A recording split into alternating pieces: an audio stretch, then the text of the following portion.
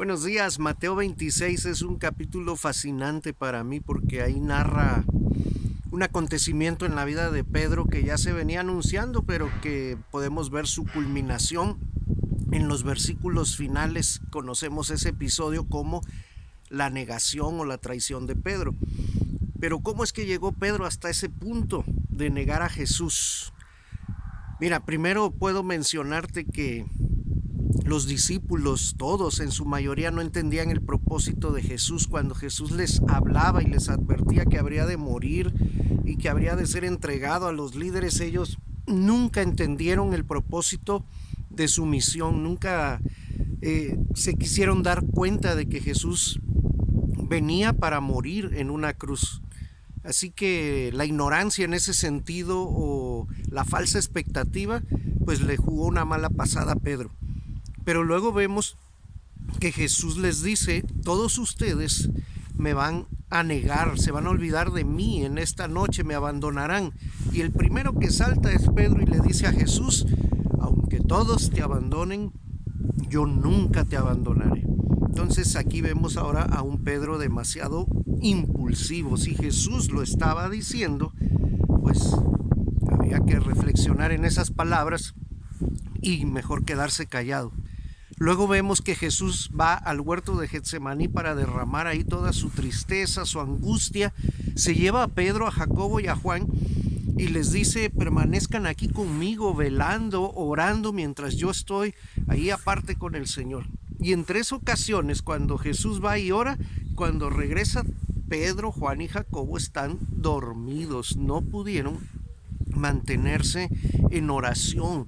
Y Jesús les dice: velen, oren, para que no entren en tentación. Así que vemos a Pedro ahora aquí no orando lo suficiente.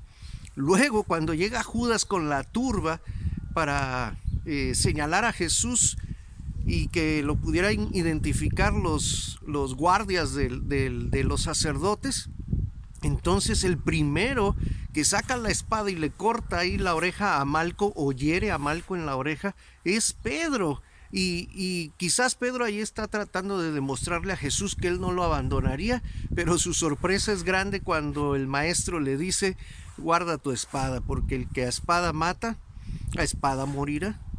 Yo pudiera pedir a una legión de ángeles que vinieran a rescatarme, pero no es ese el propósito. Creo que cuando Jesús dijo esas palabras, allí Pedro cayó totalmente derrotado y confundido. Ya no supo qué hacer.